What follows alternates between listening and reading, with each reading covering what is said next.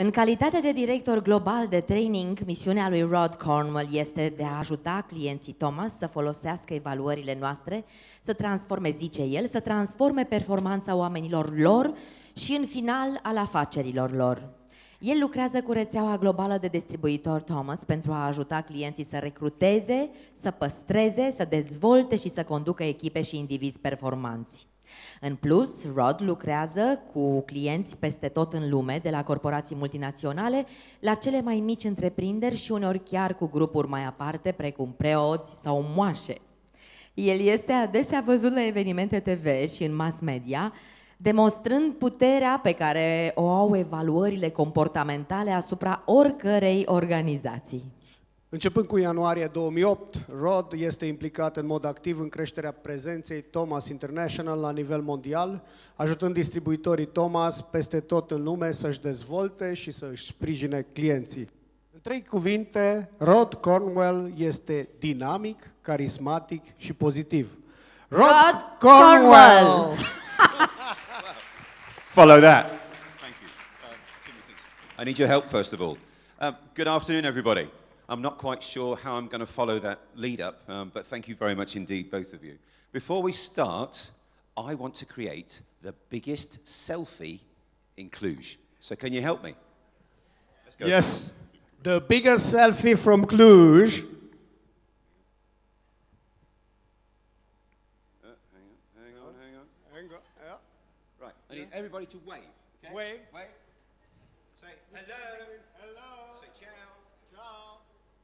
Biggest selfie in Cluj. Thank you very much. Thank you very much.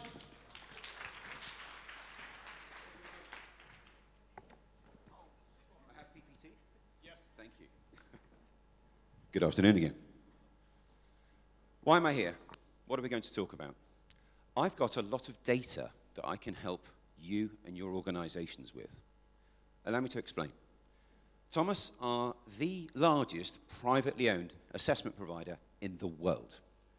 We are also the only assessment provider that has 2 little ones. These are education and sport.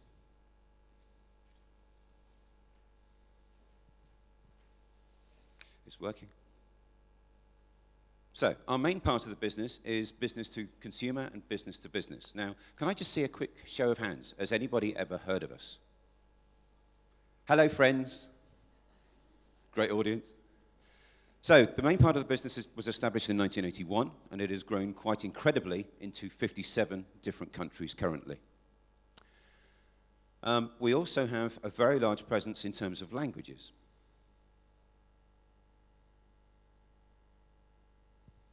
But let's look at my 2 little ones. A couple of years ago, we started working with the talent of the future. We now work with over 120 schools across the UK and parts of Europe and into the United States, helping 14, 15, 16-year-olds with their career transition, whether they want to drive a fire engine, fly a plane, or be a teacher. We help them using the assessments that we have. We've also started working with sporting associations, and we have some very famous athletes and sports people from around the world who are working with us now. Not just helping coaches and athletes to perform better, but also looking at how we can get better referees, how we can get better teams performing on a rugby pitch or a cricket pitch.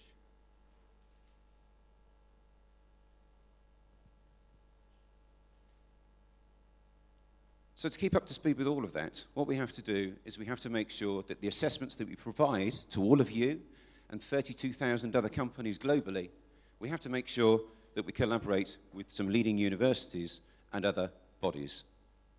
So University of Cambridge, I would imagine quite a few of you heard about that one. That's a university where we use their psychometrics laboratory to help us make sure that our assessments stand up to international rigor, that the wording is correct, that we've actually translated them correctly. Goldsmiths University, another one in London, helps us with a trainability assessment that we have to make sure that the norm groupings that we create for Romania or Spain or France are all accurate and up to date.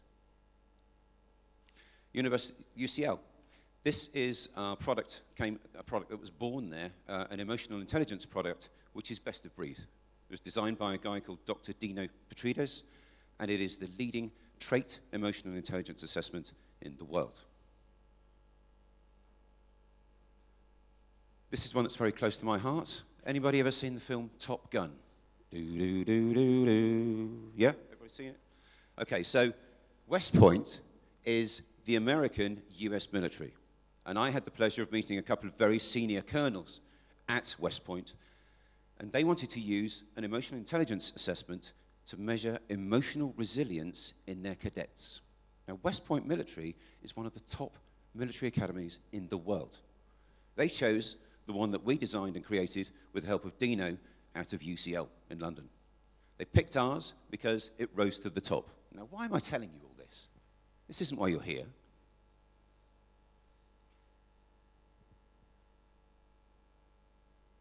Why I'm telling you this is because I want to use the data that we have compiled over the last 34 plus years with millions of assessments to help you stay in touch with your people, in touch with your hiring processes, and making sure that your talent that you create doesn't leave the country, doesn't leave the company. I had the pleasure of talking to a lady earlier who has a huge problem with turnover of staff. And I said, go on, give me the percentage. 50% of my staff leave every year. How many staff do you have? 1,500. So you're telling me that 750, I'm good at maths, 750 of your staff every year leave. How much is that costing you? The face went very, very pale. It's a huge, huge cost to businesses. So if you can get the hiring right, the talent retention right, and you manage and lead those people better, you will save a lot of money. And I have statistics that can help you do that.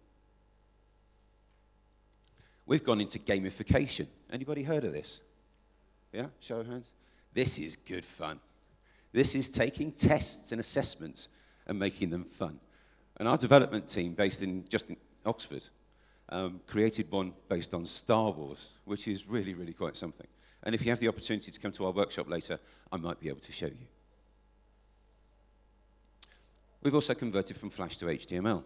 What does that mean? Well, it just means that you can do our assessments on an iPad, a tablet, an iPhone, you name it. That's not me, by the way. But we've also got to make sure that we work with the right groups of people. We work with universities, but these are some of the test publishers, these are some of the psychological associations that we need to make sure that we tick the box with to make sure that the assessments that you're using are safe, measurable, valid, and reliable. So here's just a few of them. It's a busy job.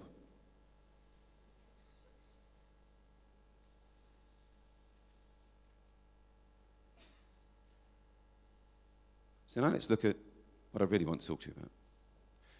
PPA is a behavioral tool. It's DISC-based. Anybody ever heard of DISC? Show of hands. Yep, I've got some fans in here. Great. So we produce about 1.5 million of these assessments every year.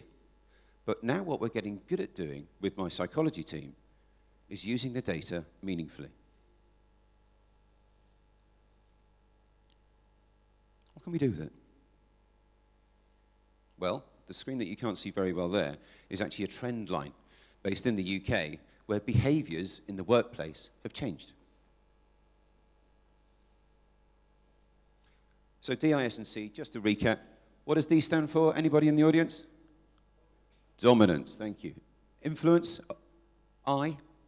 S is, caught you on that one. Steadiness, reliability, dependability in the workplace. And then finally, C is, thank you, compliance, very good. Compliance is creeping up in the world. How many of you have got an iPhone or a smartphone in your hand at the moment? Okay. If you look at any email on it, there's always a disclaimer at the bottom, isn't it? This email is for the respondent only. If you are not the respondent, please do not read the email. So why do you put the disclaimer at the bottom once I've read the email? Don't know. We live in a very highly compliant world. If you go to McDonald's anywhere in the world and you buy a cup of what they call coffee, anybody work for McDonald's here, by the way? Okay, fine. If you buy a cup of coffee from McDonald's, on the side of the cup it says, "Careful, it's really hot." Yeah, really. I didn't buy a Frappuccino, I bought a cappuccino. Why was that? Why do we have that on the side of the cup? Because a few years ago in California, a lady sued McDonald's because nobody told her her hot cup of coffee was hot. Go figure. So, the world is changing. So let's have a look at a few facts. 8% of the UK working population are dominance-led. They show a lot of driving, forceful, competitive behaviour. 45% of the UK working population are high influence. Lots of people skills. They like to influence and persuade and work in a team environment. If we look at this one, you can just about see the stat. It's 19% are high steadiness. These are reliable, dependable individuals, what I would call a safe pair of hands. And finally, compliance is just over 20%, do the math, where detail, policies and procedures are really, really important. So, the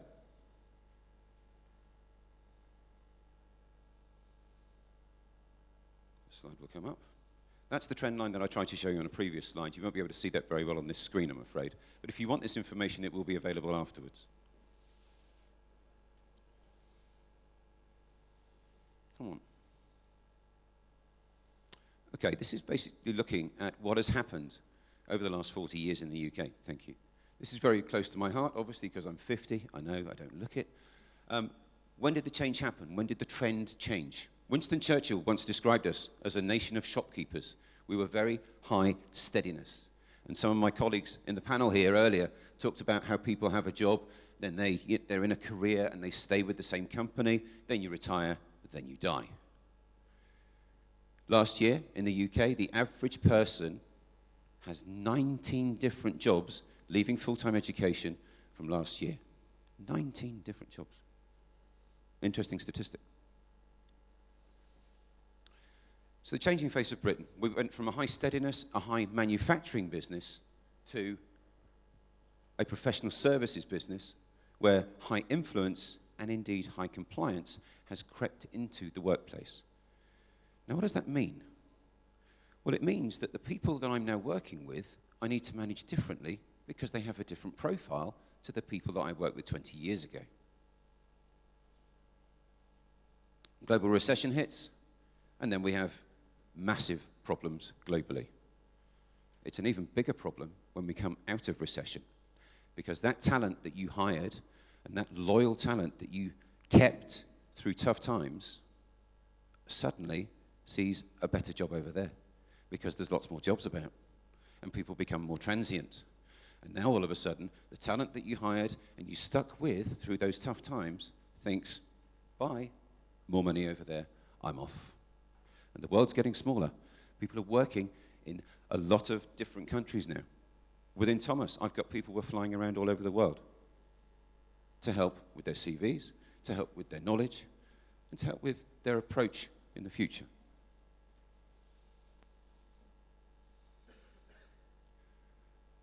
So just finally, just to recap, this is looking at changing trends in the UK, but it's not just the UK that is affected. In Romania, you have a very high steadiness propensity in the workplace and quite a lot of compliance. What we now need to consider is, I think it was Philippe was talking about, millennials, because these people are expecting a managerial job in 2 weeks. Not 2 years, not 20 years. Their expectations are now, not sometime in the future. So, just to wrap up, it's been a pleasure to be up here. The 10 minutes has flown by, but I would like to say to you, if you want to come and talk a little bit more about engagement in terms of looking at people in the workplace and how we can help you, come and see Sean and I this afternoon. We've got a webinar, a conference going on, a workshop. So thank you very much indeed.